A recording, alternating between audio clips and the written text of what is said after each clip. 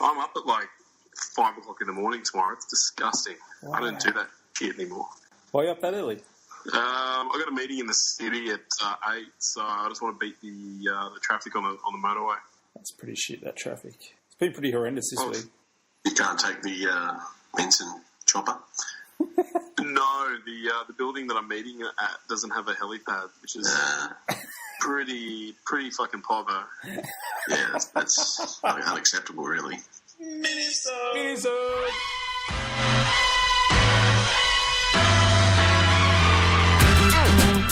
Watch out! Here it comes. Watch out! Here it comes.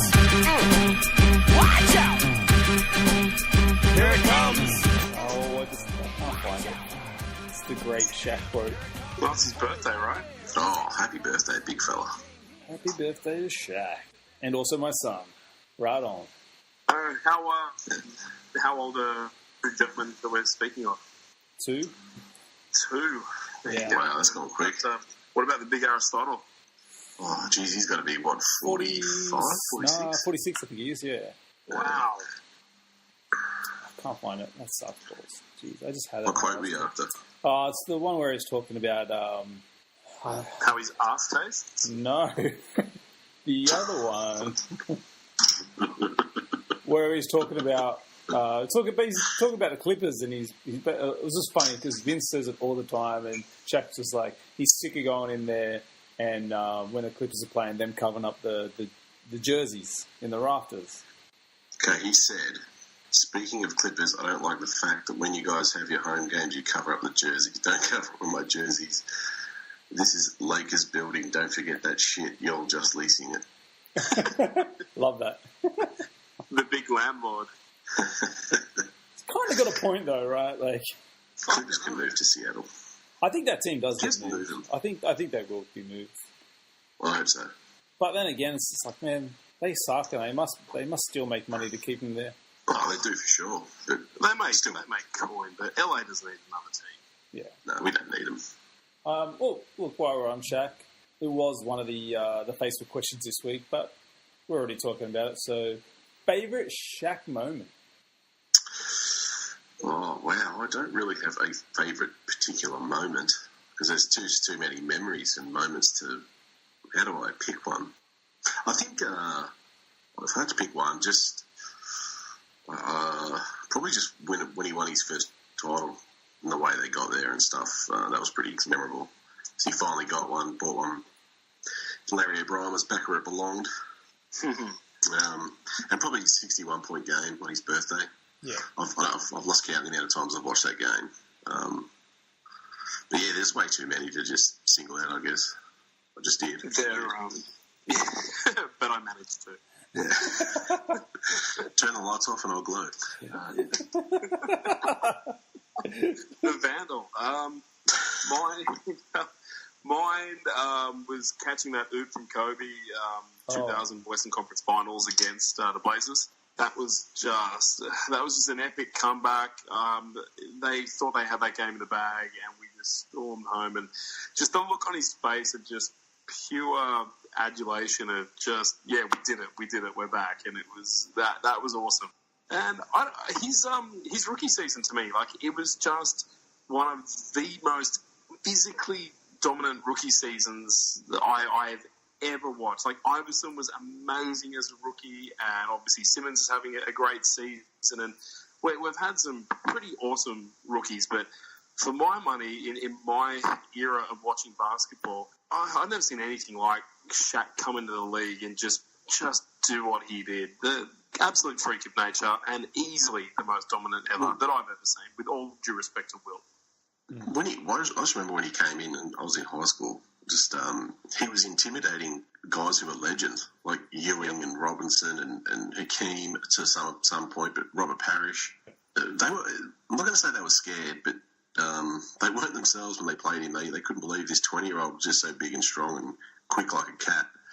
Yeah, well, what he could do and at his height and size and skill level, I mean, he always says that his stepfather made sure that he was, fundamentally sound and dribbling and things like that. But man, I don't think they were ready. I don't think they knew what they were getting. And then a couple of games into the season, it was just, those old Reebok ads where he's, the password ID, you're early. Those ads with,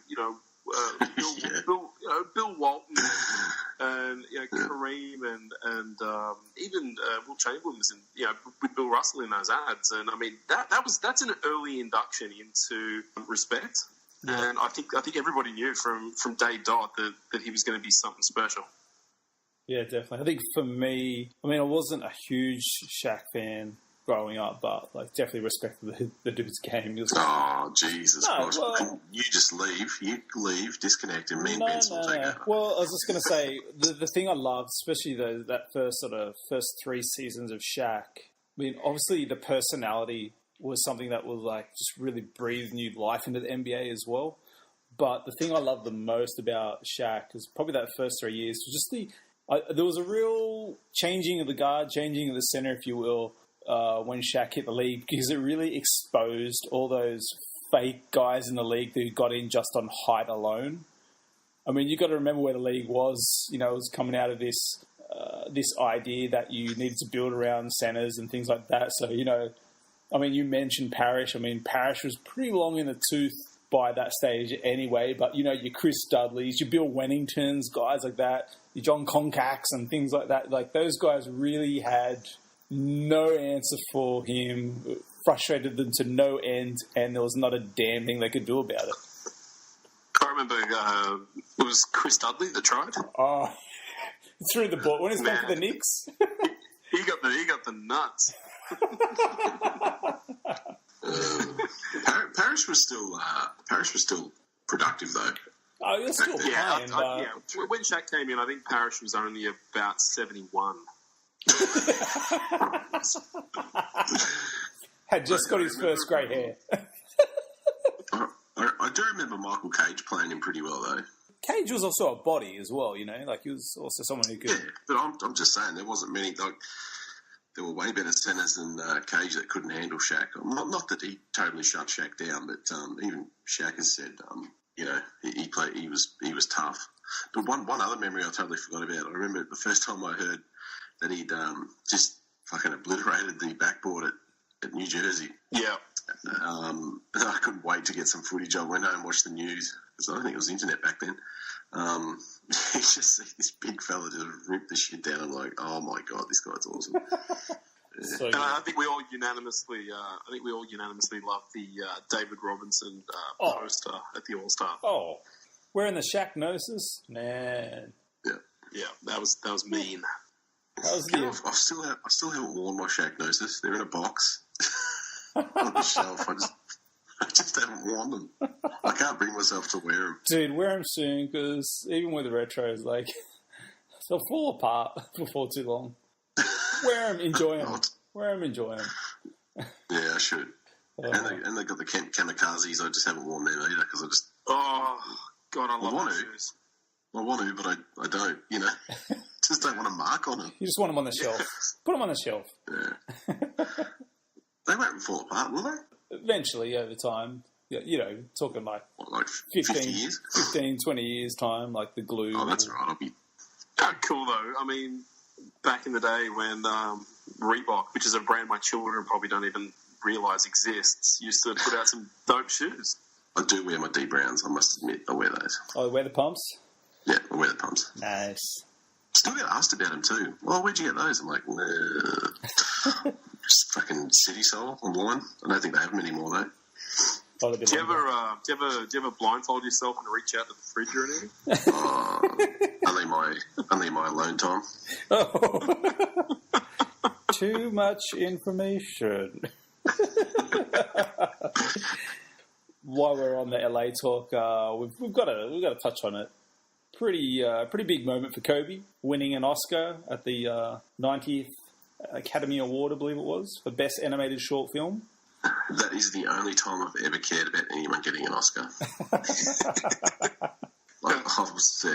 was happy. Yeah, Oscar, awesome. And it's like, that's it, no more. Nice. I just can't can't stand the Oscars. I'm sorry. It's like the fucking Logies here. Logies. Oh, God. Yeah, sorry, go on.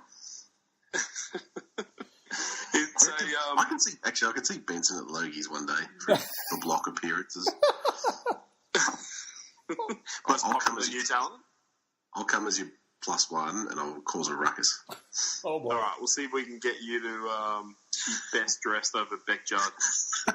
Strapless, backless dress, whatever it is. Oh boy, saucy. No.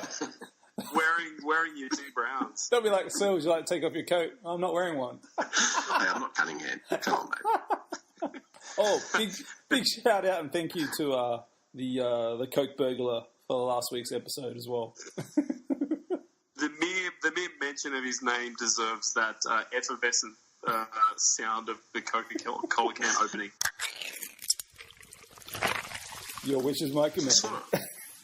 I sort of miss not being able to go to the stats man. Like, Cunningham, can you check this for me? But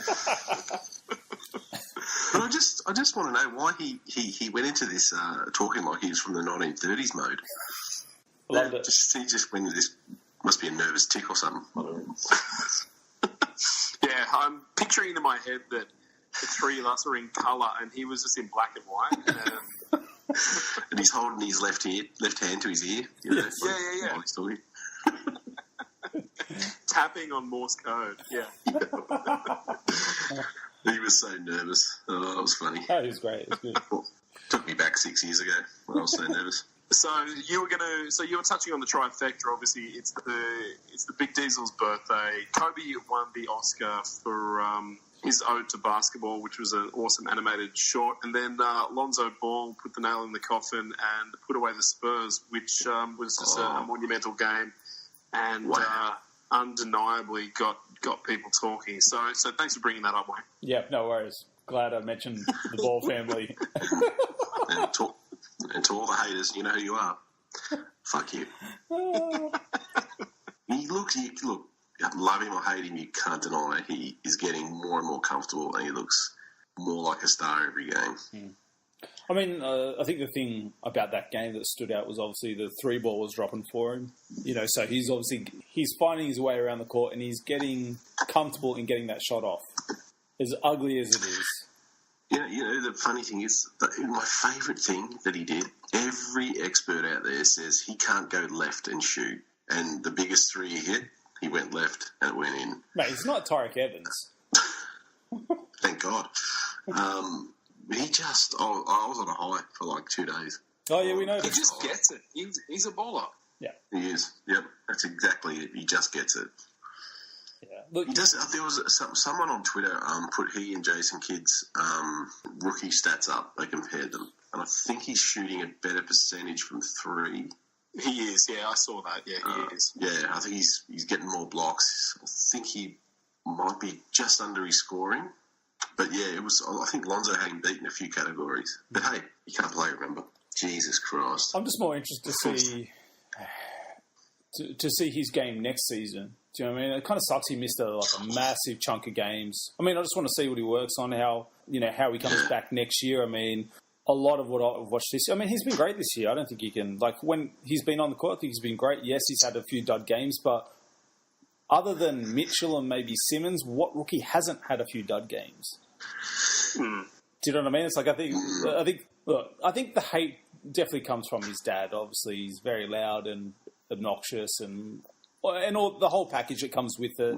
For a lot of Laker fans, I think it's definitely they're more worried than anything that that's going to feed in and just sort of be like a cancer on the team, and that's going to be the downfall. But I mean, even without, I think going into the free agency class that we're going into with the pool of money that we've got, whether it's a big splash this off season or a combination of two, I don't think we've got a bigger sell, aside from Magic and Pelinka, who people universally do seem to want to deal with. But I don't think we've got a bigger sell on our roster than this is your point guard. Honestly, I think he is going to change LA's fortunes like you wouldn't believe. Yeah, well, I think you've given up the right amount of youth. I mean, there was so much youth on that team, and talented youth at that, with Clarkson and Larry Nance. I think you've moved along not the best available talent or anything like that, but you moved along the pieces that you could do without the most of. You know, no disrespect to those guys, but as long as you guys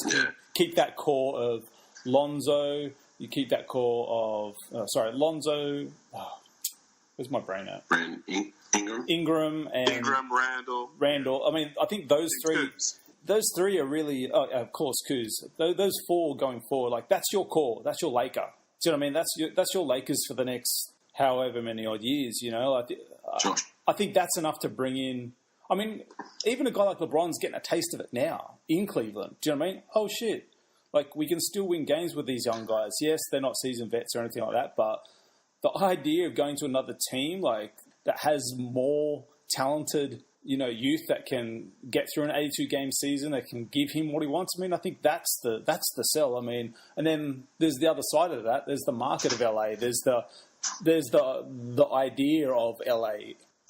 Yeah, no, we're looking good. Honestly, as a Laker fan, sad to see Mitch go.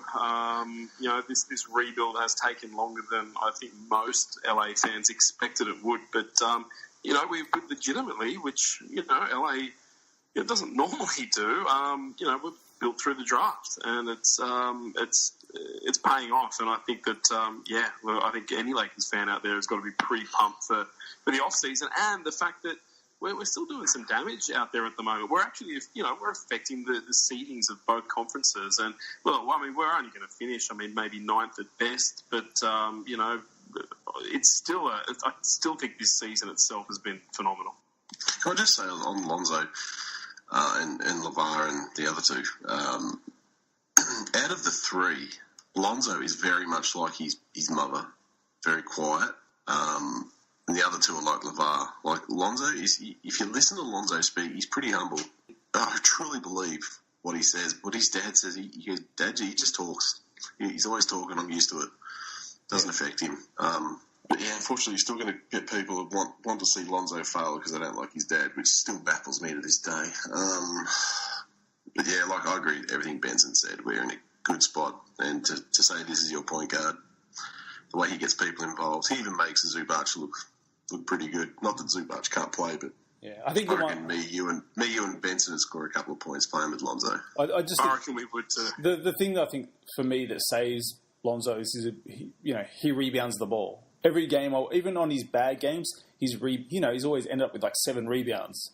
Like, man, for your point guard to be willing to rebound the ball, I mean that's a huge deal, and legit rebound the ball, not Russell Westbrook rebound the ball. You know, like. Yeah, he's got an absolute desire to get the rebound. It's in his DNA to rebound. He loves it. No. Yeah, I think you give it a season or two when this really starts falling into place for him. This kid is going to be up there as a steal leader. He's going to be up there as a assist leader, and for guards.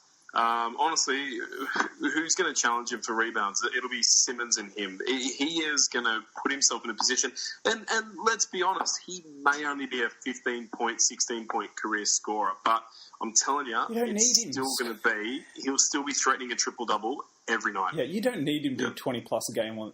You know, you don't need him to be that player on this team. You don't need him to be that player going forward either. The reason he's bought in is because he gets everyone involved. He pushes the ball, he rebounds. You know, like that's the beauty of the game that Lonzo has. Look, let's jump off LA talk. Yeah, so let's go back to the notes. Goddamn. Every week, guys. Every week. Look, a funny thing has started to happen, and we touched on it a couple episodes ago when we were talking about LeBron and obviously him copying a lot of flack from poor excuses for news anchors and the whole, you should shut up and ball statement. I feel like players of recent, maybe it was that, maybe it was not that, but I feel like there's definitely almost a comfort level now with players coming out. I was going to touch on it actually on our last episode with, we had DeMar DeRozan come out and talk about, depression and mental health. This week about Kevin Love. Kevin Love. Jesus. One every show. We've had Kevin, Kevin Love come out and talk about him having panic attack against the Hawks. Why would you have a panic attack playing against the Hawks? But there's definitely not so much more of a comfort level. I suppose, a little bit more of a comfort level now with NBA players, and I kind of really like it because it really humanises them. And I think sometimes some fans, some of the keyboard warriors out there in the internet land, maybe forget that these guys are human too. Unforgivable, really, to have a panic attack against the Hawks. That's a tradable offence. Waivable. Finable. Maybe it was Dennis Schroeder's head. I don't. It's a bit touchy for me. I just, you know what? I'm going to leave this one alone. I know where you're coming from. On one level, it's still very hard to relate to somebody who gets paid, $20 million a season to play professional basketball, and quite literally, from the outside looking in, every single day a new pair of shoes out of a box with free clothing from their brand and first class travel, food. Very rarely do they put their hand in their own pocket through team expenses. I mean, it's hard to relate to an NBA player, but as you said, Wayne, I mean, it does humanise them in the sense that at the end of the day, despite all of that, they're still going to have insecurities and they're still going to have things that matter to them and things that worry them, and sisters who die, and things that we've experienced through Isaiah Thomas at the end of last season, and there are all these little things that I guess remind you that these are people just playing a sport, and at the end of the day, sport is rather insignificant, albeit very entertaining. But I do like the platform. I think that it's gone back a couple of years now. I think which Collins twin was gay? Jason? Yeah. Yeah, I think that sort of started the conversation, and then you had Westbrook and Durant famously feuding with the media, and we're not just a commodity, we're people, and I don't know. I think it's a good thing, and I think it's also coming across all sports. I mean, it's more happening in the NFL as well, and baseball. I mean, hey, for me, I just look at it like if it helps, if it helps one person to reach out and get help, then it's a good thing. 100%. I'm somebody who suffers from anxiety. It can go up and down depending on what stresses I guess self-imposed and put on myself, or be it the fact that I'm the sole income earner for our family and I've got 4 kids and a wife and a mortgage and all those sorts of things, and so I can get myself wound up pretty tight. And the Bat Cave and your secret identity. Yeah, exactly. I've got, I've got a corporation to run, a city to save, and but I mean, it really was to read that story about DeMar DeRozan. To me, to be completely and brutally honest, it was I don't know. It was kind of like, oh yeah, this happens to other people too. So, like you just said, I think if one person can resonate with it, then good for them for speaking up. Yeah, I just thought it was interesting, It's like, oh, okay. Like when Kevin Love came out, I was like, oh, really? And then I read it was against the Hawks, and I was like, Atlanta this season? Come on, man. It's Atlanta. Yeah, it's that... They've got no one. Kent Bazemore, man. Kent Bazemore, you never know what he's going to do. He's shifty. He's got needle pin eyes. Small hands. Smells like cabbage. Could be the mascot as well. It could be that fucking crazy mascot. Fucking hell. Why you twist his beak like that? That's not natural, man. Last week we on the regular show we talked about Dallas, and we touched on lightly. Okay, before you go on, I know what you're going to say. What am I going to say? Would you just fucking let it go? Let what go? Oh, I thought you were gonna give a shout out to your boy JJ Barrera. I'm still trying to track down the NBA player JJ Barrera. There's no stats on him, but anyway, he's out there. Would you let it go? What? Please. What do you think I'm gonna say? You're gonna talk about Dennis? Is it Dennis? Dennis Smith Jr. throwing the fucking ball at the end of the quarter. You're reading into that. Oh, there's definitely... You tagged me in Benson. I wasted 1 second of my life. You tagged me in it. And Benson. Oh, there's definitely problems. Vince. Because he launched a ball at the end of a quarter. Vince. You absolute dick. You are a dick. Vince, I did wonder why I was tagging that. What stadium was he aiming for when he took that shot, though? Come on. The one on fucking Pluto. Look. That's not what I was going to refer to, but I'm glad you took it there, though. What I was going to refer to was we touched on lightly last week when we were talking about Dallas, the whole Adam Silver warning Dallas that if they tanked, that that the league would be taking action and monitoring games. I mean, we spoke about that last game they had. I think it was the OKC game where they lost by 1. Yeah. I made mention that, it was funny at the end of the fourth and in overtime, Dirk was nowhere to see on the court. That were classic Dirk moments where you needed a game winner or, a made shot to put it into OT. Then today I read that the Bulls got warned by the league for tanking. How are you going to warn the Bulls for tanking? Yeah.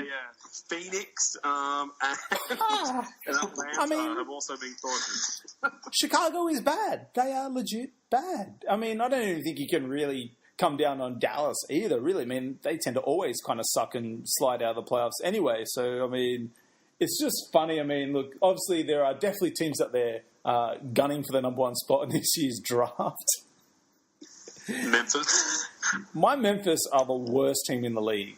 18-45 we are right now. I mean, I know we got Conley out, but we are definitely a better team than this. I mean, I can't believe the Suns are ahead of us. Can't believe. Actually, you're not. You're not a better team than that. You're not. You don't reckon we're better than Suns? You're in La La Land, mate. Mate, I feel like we're a better team than them. You're not. Shit. Synchronized dismissal. You know why me and Benson know your shit? Why? Because we went through this exact same shit.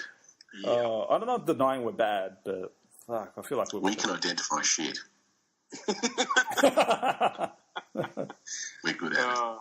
Speaking of those horrible years and shit, did you see Robert Sacre's dunk competition? Oh my god! There are not enough brain fart awards to give him. Holy shit. Why would you go into a dunk comp when you know you can't jump? Why would you I think he was there and I asked him. Why would you try and windmill when you've obviously never attempted a windmill before? Why would you wait for that particular moment to try a windmill dunk? But then he goes and does like a 2-handed dunk and the fucking judges were giving him 9s and 10s. Yeah, he got a 48. Jesus Christ. Oh, he would have beaten Donovan Mitchell.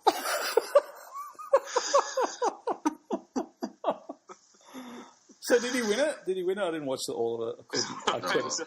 No, I don't know. But I'd hate to have to refer to him as dunk champ.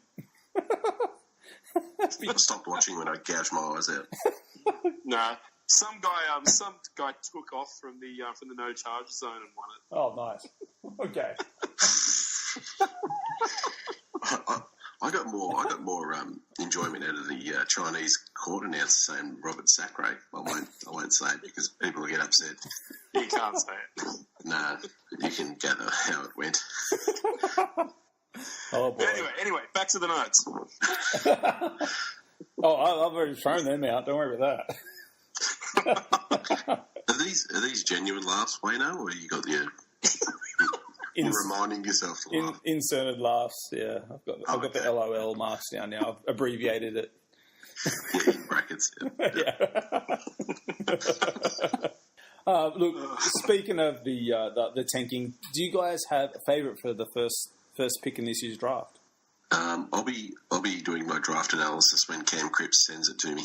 Oh, as per norm. Every year he's in my draft. As per norm. List. There is in Europe. I just ask him about players and he gives me a quick little rundown on them. But there is a guy I've been keeping an eye on, actually. I watched some tape on him. I forget his freaking name. He's a point guard in Europe. Luka something. Oh, yeah. He's going to be a top 5, right? Doncic or something? Yeah, tell you what, he got the loins stirred up a bit. Didn't mind watching him. 6'8", too, only 18. Yeah, he's going to be good. But other than that, I haven't really kept an eye on it. I really don't want him to go to Memphis, but I think DeAndre Ayton is going number 1. He's pretty impressive. Man, yeah. You've got Jermichael Green. Yeah, we do. Yeah. Yeah, thanks for reminding me. I'm a friend of you. I'll tell you what, there's some height. The height's going to go early in this draft. This is going to be a really, really forward centre heavy draft. Honestly, the board's unanimous that in the first 10 picks, there's 2 dudes under 6'10". Yeah. I used to say this to I said this to Joey a lot lately from Timberwolves Explosion. You should check that out. He's banging out some quality lately. But I said to him, the year of the big man will come back around. Just got to be patient. Oh yeah, totally. It sounds like it's going to be here quicker than we first thought. Man, you watch this coming playoffs. If Embiid and Philly live up to expectations, even if they get out that first round, the bigs are going to get snapped up big time. Yeah, well, mate, I'm positive that you're going to have some legitimate back to the basket banging centers. I reckon you'll have 3, maybe even 4 going in the lottery, which is unheard of in modern day. Like you said, everyone's looking for the, I guess the Trae Young, and that guy deserves to be a high pick. I mean, I really do think he's got Curry qualities, but Big Mo Bamba and Ayton's just going to be an absolute. He's going to be a beast. He's a throwback. He is going to give teams trouble, I think, from day one. And you know what the upside is for me? What's that? These big guys coming in. There's going to be jobs for the Greg Kite types players. Remember Greg Kite? Yeah. How can we forget that moustache? The backups are going to come back. Just the backups to come in and just hurt you. Yeah. Give you 1 point, 2 rebounds, and 5 fouls, 6 fouls. Yeah. The bruises. Yeah, great. The bruises. The Greg Kites, the Joe Kleins, the Dwayne Carswells. Yeah, it's going to be great. Quite the impressive moustache, Greg Quite. Well, every week we hit the Facebook page and ask you guys, the fans, what teams and topics you'd like to hear about on this week's show. And we've got a few this week. Our first one comes from Andrew Schroeder. Schroeder. I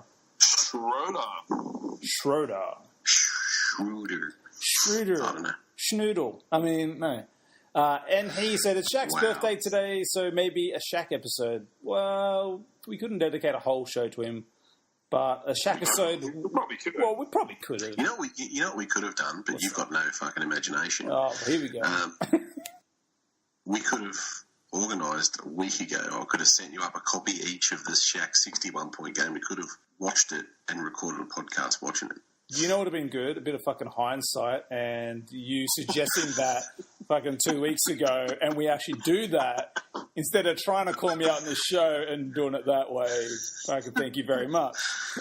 And if anyone steals that idea, I will hunt you down and you'll go missing. Oh boy. Benson's got people in high places. I know people. Who was his marquee matchup in the middle in that game? Oh Christ! Let's just go with Benoit Benjamin. I'm thinking it's got to be someone like that, right? Was it Oliver Candy was around then? He was actually. Oh yeah, it was Oliver Candy. Candy Man. Maurice Taylor. I didn't mind him. Mo Taylor's great. He was great, but he was. Where did he get traded to, and then he just sort of fizzed out? Clippers to Houston. I think it was that Houston area kind of. Houston, New York, Sacramento. Our next question comes from Cameron Cobra. Grinky. He wants us to talk about the Lakers because we never talk about them. Give me a spell. I wonder how he got the Cobra nickname. I think he gave it to himself. I don't think it's like a. Did he? Oh, I hope not, because we'll have to bash him. I think back in the 80s, he used to have a rivalry with Daniel LaRusso. I was going to say, if he's got a Cobra Kai tattoo, then well done, sir. Yeah, let us know how you got that old Grinky. He's a good lad, Grinky. He's been with us from the start. Yeah, as Lakers fan as well. God, you guys are everywhere. Good bloke. Can't escape Laker fans. One of the big guys. Definitely. Look, we in jest, that is, because, like I said last week's show, we always end up talking about Lakers. I can't escape it. He also goes on to say, what about I'm sure it's meant to be Chandler Parsons, but it actually says Charlie Parsons. So I did a bit of research on Charlie Parsons, though. I think has he played the same amount of minutes this season as Chandler? Yes. The game against the Spurs, even the commentators were like, oh, well, that's Chandler Parsons clock 10 minutes. I expect him to hit the bench soon. I was like, if the commentators are calling him out, There you go. It's because of minutes restriction. We did the same thing with Lonzo. Minutes restriction. How many years is that supposed to last? How long's his contract? Yeah, exactly. Funny thing is, we googled Charlie Parsons. He's actually better than Chandler. He is. So, yeah. And the Grizzlies are planning to sign him to an 8-year deal next year. Because we are the Grizzlies right now. Speaking of your shit team, do we have to? What's this? You thought Ryan Hollins had signed? Yeah, I was like, what the hell's going on? I had to leave Facebook for a few hours to compose myself. Someone had photoshopped onto his wall a picture of him in a Grizzlies uniform, and his comment was, "Thanks for the support, bro." And I was like, get stuffed. If we've signed Ryan Hollins broke ass to our team. Okay, Benson, this is what we're dealing with. We're dealing with a fool over here who thinks a Photoshop picture is a scoop. I freaked out. It's been a long year. It's not even over yet, okay? I'm dealing with a lot, being a Grizzlies fan. You should be more supportive. He never fails to amuse me. Never. We signed Bryant Reeves? What the fuck? We've moved back to Vancouver? This is terrible. Oh, no. Oh, give me a spell. Oh, turn it up, Wayno. You are photoshopping. Oh, God. Right, look, I may have freaked out a little, okay? I may have wigged out, granted. Our next question comes from Lorenzo in transit. He wants to know, who's winning the Northwest Division? Well, that's a tough one. On form, I'm going to have to say those gosh darn Blazers. Man, they are 9-1 in their last 10, absolutely balling out. Lillard is just, man. Oh, he's killing it. He's on another level right now, right? So for people who don't have a computer in front of them or don't know the Northwest Division, it's Portland, Minnesota, OKC, Denver, and Utah in that order. Tough. I mean, even Denver and Utah, there's only a game apart between them. It is tight as a fish's arsehole. There is enough games in this season for that entire Northwest Division to go topsy-turvy, and they're all playing really well. That's a really good question. I mean, the one that kind of you really sort of scratch your head is the Minnesota one. I mean, obviously the Butler injury hurts them a lot, and they've gone from, I think, third in the West down to a 6th seed at the moment. So it's like, can they hang on? Do they have enough in the tank? I mean, they're making the playoffs. I still feel like they're making the playoffs, but they might drop to 8th, which would be a real shame for them, which would be a real shame. No, it's not a shame. They're making the playoffs after 45 years of missing the playoffs. That's true, but just to hold it that high, to sit in that 3rd, 4th seed for so long and then to lose it because of a key injury, I mean, it just kind of sucks. Yeah, it does a bit, but I think they're still getting used to not having Jimmy there, and I just think the way the Blazers are playing, who we had on toast, mind you, and then someone had to piss off Dame. Who pissed him off? I want to know. Oh, not only that, I mean, IT just had a shit 4th quarter. Like, he shouldn't be on the floor. No, just give the ball to Lonzo. Get the fuck out of the way. Seriously, if BI's not there, just give it to Randall. Mm-hmm. He's getting paid. We're back on the Lakers. Sorry. Yeah, no, I concur. I think Minnesota are going to slip. I think Portland are looking the goods. I don't know. I mean, look, if I jump out of the division and look at the conference, I'll tell you what. I don't want to mention it, but the Pellies are looking pretty good. They've got a pretty good run over the next sort of 5 to 10 games as well. I think that they could go 8-2 over the next 10. They could really solidify an 8. Davis is just out of control. I mean, I think if there's anyone that's sort of in the realm of questioning James Harden for MVP, it's him. I think it still goes to Harden, but it's definitely him. Those numbers are nuts. But anyway, I don't want to talk about the Pellies. I want to talk about slaps. And just shout out to Cam Creeps. You're a dickhead. You have an interesting take on shout-outs, Vince. I'll give you that. Look, I've known Crispy for a long time, but geez, we've beaten the Lakers 15 times in a row. Yeah, and you've won fuck all. How many rings? Can I'm going to make a bold... 0. Make a bold statement. Go for it. San Antonio Spurs missed the playoffs. Oh, shit. Hey, we could have a new segment. Called Oh, shit? Benson's bold predictions. Oh. Brought to you by Benson Auctions. Is Benson drunk? Wow, you think they could drop... Oh, wow. That'd be huge. I just don't like what I'm seeing. I'm sorry. I love him, and I know Vince loves... I do. I love the guy. Really, statistically, your best player at the moment is Pau Gasol. You're not having a good season. Who's now injured? Oh, Pau. I love you, Pau. If you're listening, I love you. I miss you, Pau. I love him, but I don't know. I just think that I could really... I mean, they're fifth at the moment in the West. I don't think Minnesota can stink it up to the point where they can miss the playoffs. I don't think OKC can stink it up enough to make the playoffs. I mean, you see Denver, LA, Clips, and Utah pushing up into one of those, that final spot.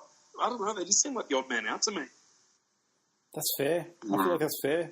Wow. Anyway, it just looks like there's a lot on the rise in the Western Conference, and they seem to be falling. So we'll see how far their fall is, but that's my Benson's bold prediction. That would be really interesting, going into the playoffs without Spurs there.